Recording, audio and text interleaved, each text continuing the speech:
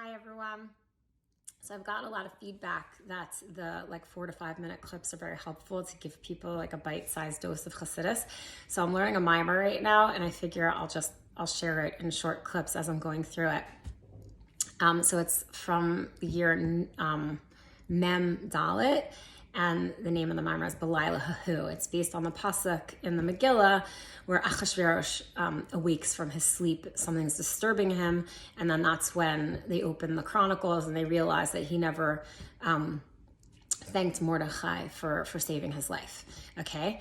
And so according to many opinions in the Torah, this is really where the miracle started, the Purim miracle started. And so there's a question, how is it that that's when the miracle started? Isn't it really when Esther at the second feast with Achashverosh and Haman, when she pointed to Haman and said, it's really him, he's this man is trying to wipe out my people, and then Achashverosh sent him off to the gallows, right? So it seems like that was really the miracle. But no, the Torah tells us the miracle started with the pasuk Belayla Hahu, and that's why when we're reading the Megillah, we raise our voice at that pasuk. So what's happening? So the Midrash actually tells us that when it says the king awoke from his sleep, it's also referring to Hashem, king of the world, that he awoke from his sleep. He was disturbed from his sleep. And so the mimer then goes on to explain that sleep is like Gullus. And so we can understand what's happening in Gullus by analyzing what's happening when we're sleeping. So and what happened when Hashem actually woke up from his sleep. So what happens when a person is sleeping? It's very interesting actually, because the Rebbe explains here that we learn about Hashem and what's happening in the spiritual worlds by analyzing our own functioning. Like the pasuk from my flesh, I see God, and we analyze our own the way our body functions and the way our thoughts and our emotions function. We can understand the spiritual realms. So what's happening when we're sleeping, right? So when we're sleeping, we're still alive, right? Our bodies are totally functioning, our organs are functioning, and even our thoughts and our emotions are present. And we see this because we think in our dreams. Our dreams may be a little bit nonsensical, but they're not like totally out of the realm of what happens in our normal functioning days, right? We may dream about things and they might be a little weird, a little out of order, but it's not like we don't dream about elephants going through pinholes. We dream about things that we're thinking about and feeling. Our fears frequently manifest in our dreams, and so do our desires and the things that we want.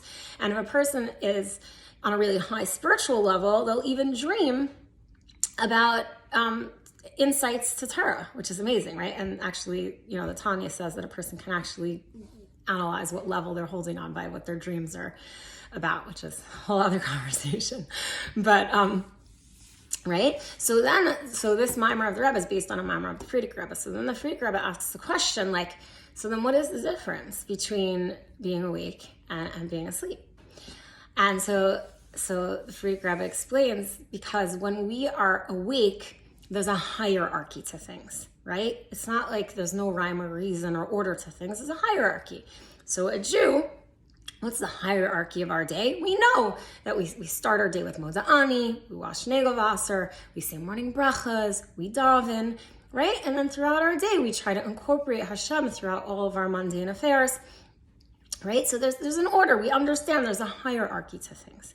Whereas when we're dreaming, all that goes out the window.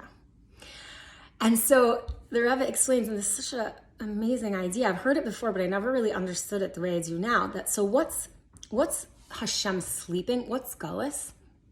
When the hierarchy of truth is not apparent in the world, right? So Eretz Yisrael is the capital of the world. The Beis HaMikdash is where godliness resides and spreads to the whole world. The Jewish people are the kings and queens of the world. So Gullus, or when Hashem is sleeping, so to speak, it's not necessarily apparent. You could meet a Jew and not realize that they're literally a spiritual and physical queen or king. It just might not even be apparent how amazing they are. But they are. It's just you can't really see it. So what it means to be in Gullus is that we're literally living in Hashem's dream, where what's actually important and true and real might not be in that moment apparent. it's sort of wild to think about it. We're literally living in a like chaotic dream of Hashem.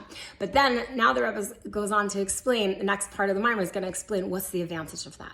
So I'm very excited to see what it's going to say, because we know in the later Sichas, the Rebbe talks a lot about how Gullus is a portal to Geula, and that when we take advantage of the opportunities that we have now, that actually opens the Geula up for us.